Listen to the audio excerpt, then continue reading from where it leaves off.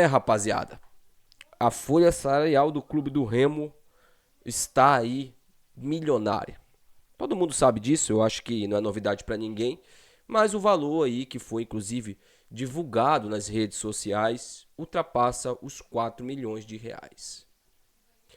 É uma folha fora do comum, né, para o futebol paraense, principalmente nesses moldes que está a Série B do Campeonato Brasileiro.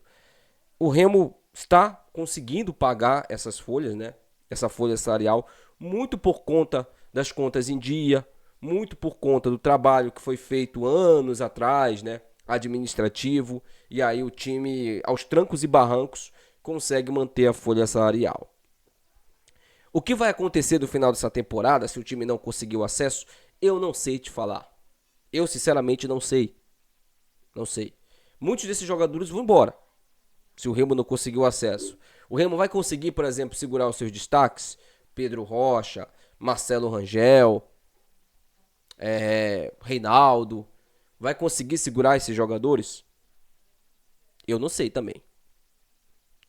E a tendência é que ano que vem o time do Clube do Remo não esteja tão forte quanto esse.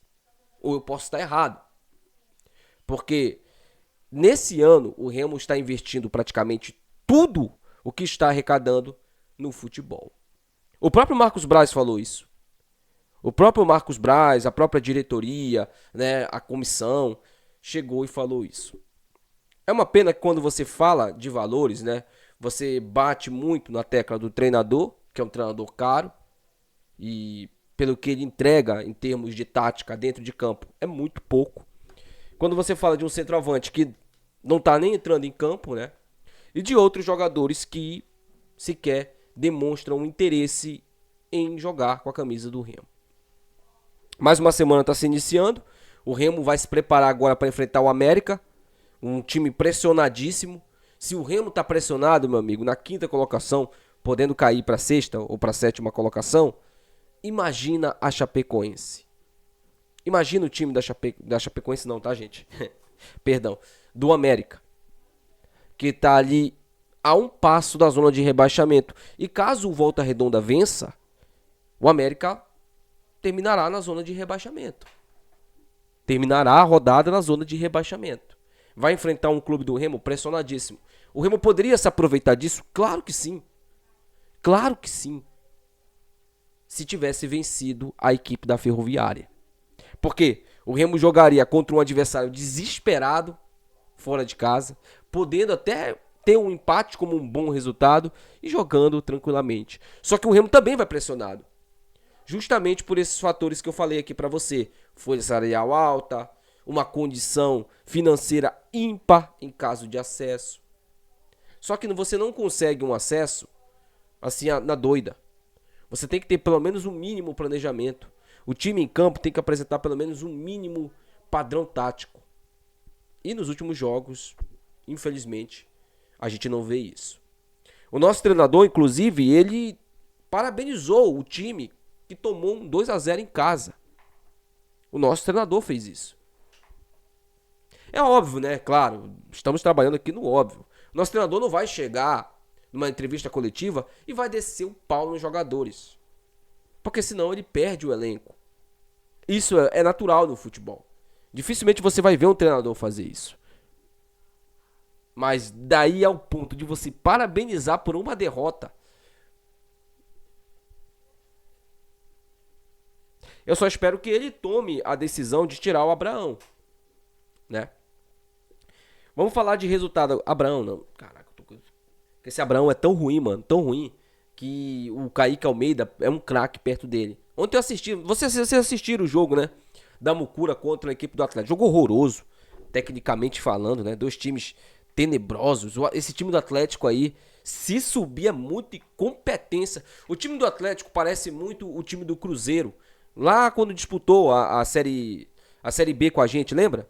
O time do Cruzeiro, todo mundo tinha medo. Olha, se o Cruzeiro engatar uma sequência, vai chegar no G4. Acabou que o Cruzeiro ficou na parte de baixo da tabela. Em algum momento até perigou não ser rebaixado. O time do Atlético é muito ruim, gente. Muito ruim, ruim mesmo. Não consegue nem aproveitar o fato de jogar num sintético. Ontem fez 1-0, o time é tão desproporcional em termos psicológicos. Se você acha o time do Remo, que o time do Remo tem psicológico de frango, esse time do Atlético é pior ainda. Os caras fizeram 1-0, ao invés de fechar o time todo, abriram um buraco. Esse tal de Abraão aí, que eu até falei agora o nome, mas não, é Kaique Almeida, tá? Ele conseguiu cabecear uma bola pro alto. Era só ele cabecear para fora. Ele conseguiu cabecear uma bola pro alto, né? E aí a Mucura, como sempre, aqueles gols cagados a lá Mucura, né, no final do jogo, conseguiu fazer o gol de empate. E assim, a gente tem que falar sobre essa questão aí do trabalho, né, do Antônio Oliveira. Que é um trabalho que é contestado por muitos, inclusive por mim. Eu ainda contesto o trabalho do Antônio Oliveira. Eu tinha até tido uma fagulha de esperança nesse jogo agora contra a equipe do Goiás, que a gente teve, né, boas oportunidades por competência dos nossos jogadores, não foi do treinador, porque a tática dele funcionou. Nesse jogo eu tive uma esperança, olha, quem sabe eu não estou errado e o nosso treinador ele tá certo. Mas não. Infelizmente, eu tive de novo um choque de realidade, né? Time totalmente perdido em campo contra a Ferroviária. Contra a Ferroviária. Não foi contra um time E o mais incrível é isso, né? O Remo ele não perdeu para nenhum time do G4 da competição. Ele empatou com o Goiás, empatou com o Novo Horizontino, ganhou do Coritiba e empatou com a Chapecoense. O Remo não perdeu para nenhum. Se você olhar as 4 derrotas que o Remo tem na competição, né? Uma foi para Mucura, o clássico. E aí eu acho que é campo neutro, né? Até mesmo se a Mucura perder agora o jogo de volta pra gente, não vai ser jogo em casa da Mucura, apesar de contar, né? Que é um jogo em casa da Mucura, mas é campo neutro, né? O Remo perdeu em casa pra Ferroviária, perdeu pro CRB e perdeu pra esse time horrível do Atlético Paranaense aí, né? Muito pela covardia, né? A gente viu aquele jogo do Remo. Muito pela covardia, o time fez 1-0. Poderia ter aproveitado o desespero do Atlético, ter feito mais. Mas a bola parecia que queimava no pé dos caras, né? Parecia que tava pegando fogo. Então, há um trabalho de desenvolvimento que não está acontecendo. E a grana que está sendo investida, não pense, tá? Que não é prejuízo o Remo permanecer na Série B. É prejuízo. É pelo que está sendo gasto, é prejuízo. A Série B não paga como o ano passado. Ela não está pagando. Ela está pagando uma cota a menos. Se eu não me engano, é quase 2 milhões a menos. É um dinheiro considerável. Principalmente quando você tem um elenco caro e ano que vem você vai ter que fazer isso. Porque eu não sei se o Remo vai ter um poder de convencimento absoluto para conseguir trazer jogadores por um preço acessível para jogar no time, né? Com a estrutura que tem. Se bem que as coisas no Bainão estão melhorando. O Bainão está passando por reformas, né? A gente está vendo aí um trabalho sendo feito internamente. E é um dinheiro também que está sendo gasto, mas é pouco. Eu diria que 90%, 95% da grana que cai nos cofres do Remo vai tudo pro futebol. É aquilo que o torcedor queria, né? Muitos torcedores que reclamam aqui e vão para as redes sociais também reclamar, que falam que estrutura não é importante, que CT não é importante. Tá acontecendo o que vocês queriam, estão investindo no futebol. Lembra o que eu falava? Na época do Fábio, né? Hoje o presidente é outro. Então a gente tem que também que isentar o Fábio disso. Mas na época do Fábio eu falava, se você der 10 milhões pro Fábio, ele vai gastar os 10 milhões em jogadores ruins. Se você der 10 milhões para ele gastar em jogadores. Porque não tá, o problema não tá no dinheiro. O problema tá em quem contrata. A gente trouxe, por exemplo, o Madison e o Daniel Cabral, né? O volante. 2 volantes a gente trouxe na época do Papeli, que eram os tais reforços. O Remo já mandou um embora e o outro continua ali, mas pouco será utilizado. Esses eram os 2 reforços. O Remo contratou Luan Martins como reforço, PH como reforço. Pra você ver. E o elenco é caro. Se você chegar pra mim e falar que esse elenco aí é 4 milhões, eu não acredito. Eu acredito pelo que alguns jogadores ganham, né? Mas é complicado, né?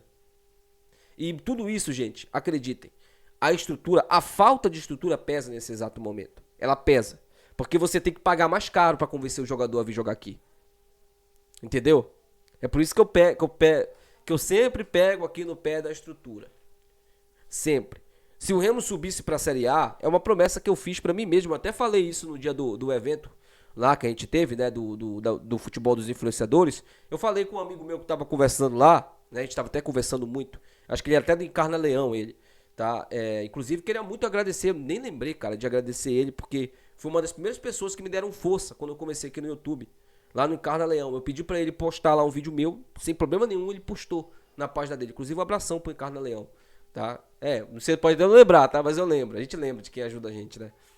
E aí, eu conversando com ele, eu falei, ó, caso o Remo subisse pra Série A, todo mês eu iria lá no CT fazer uma visita. Mesmo que fosse lá por fora. Mesmo que fosse lá por fora, eu ia lá fazer uma visita, porque eu ia cobrar mensalmente as reformas do CT. É óbvio, o futebol teria que estar em primeiro lugar, o Remo estaria na elite do futebol brasileiro, né? Passar uma vergonha que o esporte está fazendo aí, não, nem vale todo o esforço que você está fazendo para subir. Então o Remo teria que fazer um trabalho muito bom para pelo menos permanecer na série A do Campeonato Brasileiro. Mas é óbvio, eu continuaria pegando no pé da questão da estrutura. Mas temos que aguardar agora esse jogo contra o América, né? Porque ele vai definir muita coisa. Acredite no que eu estou dizendo. Eu sei que tem torcedor que está falando, olha, o português não cai. Dependendo do resultado, meu amigo, vai ficar insustentável a permanência dele. Vai ficar insustentável, tá? Porque o Marcos Braz, ele não manda totalmente lá dentro do Remo. Ele é apenas um funcionário. É óbvio que ele quer muito que o português permaneça aí, porque ele gosta do português, ele é amigo do português. Mas quem manda no Remo é a autarquia. E quando a autarquia bateu na mesa e falar, ó, tem que mandar embora, ele será mandado embora. Acredite no que eu estou dizendo. Deixa aí nos comentários, quero saber a opinião de vocês sobre tudo isso, tá? Até o próximo vídeo. Tchau.